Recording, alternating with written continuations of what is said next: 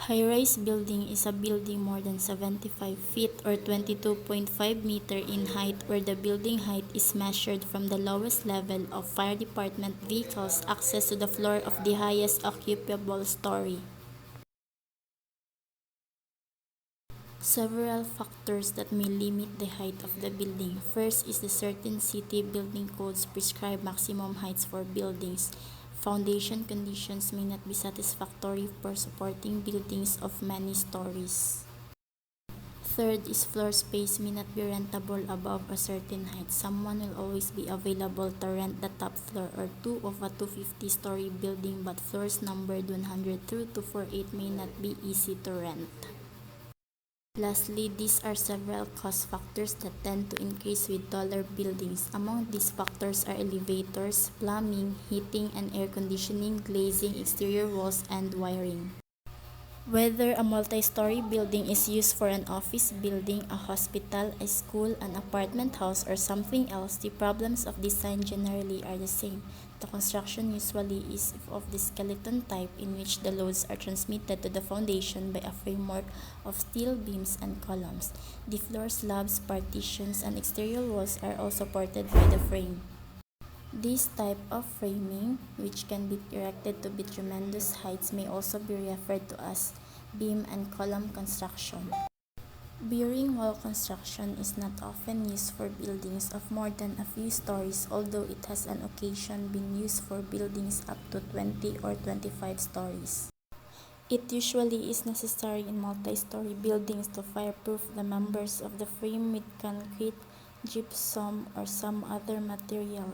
The exterior walls often are constructed with concrete masonry units, although an increasing number of modern buildings are erected with large areas of glass in the exterior walls. Lateral forces. For tall buildings, lateral forces as well as gravity forces must be considered. High wind pressures on the sides of tall buildings produce overturning moments.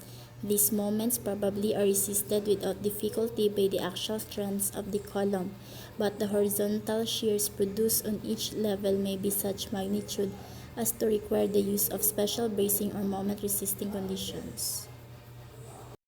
Not only must a building be sufficiently braced laterally to prevent architectural failure, but it must also be prevented from deflecting so much as to damage its various architectural parts. Another item of importance is the provision of sufficient bracing to give the occupants a feeling of safety. This is commonly referred to as the serviceability limit state. They might not have this feeling of safety in tall buildings that have a great deal of lateral movement in times of hand winds.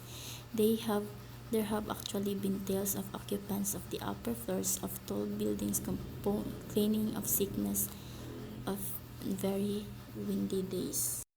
The horizontal deflection of a multi-story building due to wind or seismic loading is called drift. It is represented by delta in figure 19.13.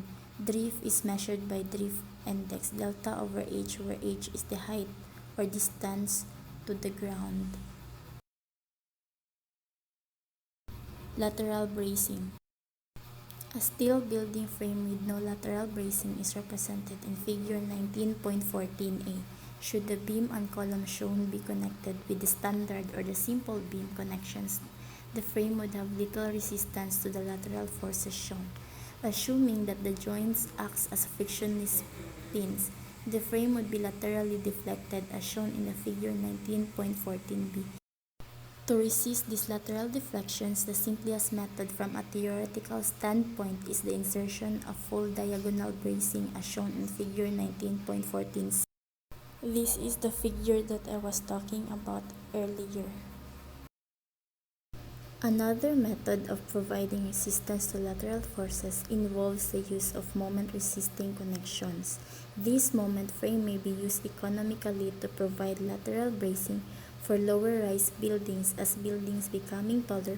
However, moment frame is not very economical, nor is it very satisfactory in limiting lateral deflections. This is the figure 19.15, the moment frame, and this is the figure 19.14. Some ways in which we can transmit lateral forces to the ground for buildings in the 20 to 60 story range.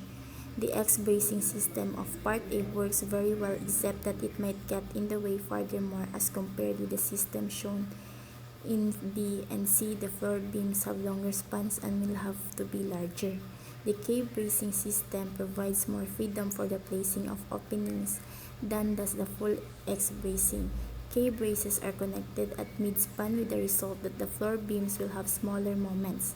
The K-bracing system, or like the knee bracing system, uses less material than X-bracing. If we need more room than is available with the K-bracing system, we can go to the full-story knee bracing system.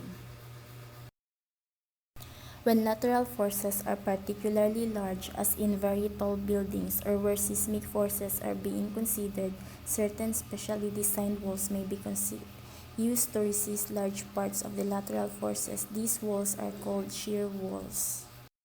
Should bracing be used around an elevator shaft as shown in 19.18a, and should calculations show that the drift index is too large, it may be possible to use a hot truss on the top floor as shown in Part B. Such a truss will substantially reduce drift. If a hot truss is not feasible because of interference with other items, one or more belt trusses may be possible as shown in Figure 19.18c. A belt truss will appreciably reduce drift, although not as much as a hot truss. The bracing methods used for such buildings usually are based on a tubular frame concept. With a tubular system, a vertical tubular cantilever frame is created, much like the tube of Figure 19.19. The tube consists of the building columns and girders in both the longitudinal and transverse direction of the building. The idea is to create a tube that will act like a continuous chimney or stack. This is the Figure 19.18, which is bracing systems.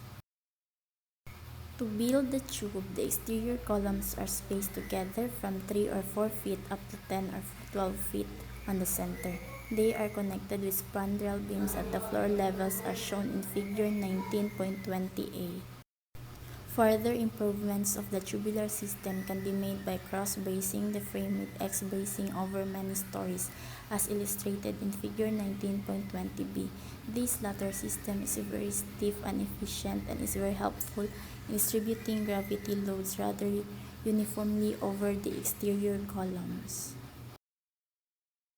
Another variation on the system is the tube within a tube system. Interior columns and girders are used to create additional tubes.